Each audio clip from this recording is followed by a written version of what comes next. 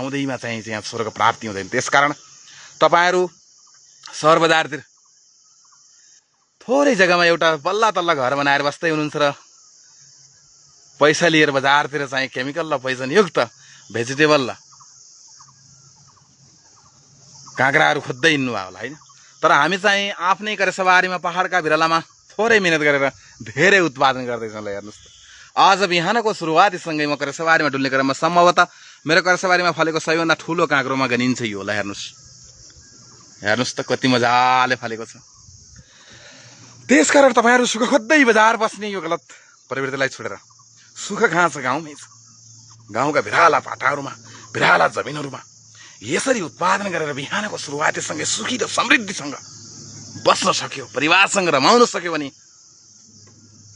सुख त त्यही नै छ। त्यसकारण कस्तो लाग्यो तपाईहरुलाई यो बिहानको मेरो यो यसो करेसबारीमा डुलेर थोरै भए पनि आफ्नो घरभित्र आफैले उत्पादन गरेको अर्गानिक चिजहरू भित्राउँदैछु।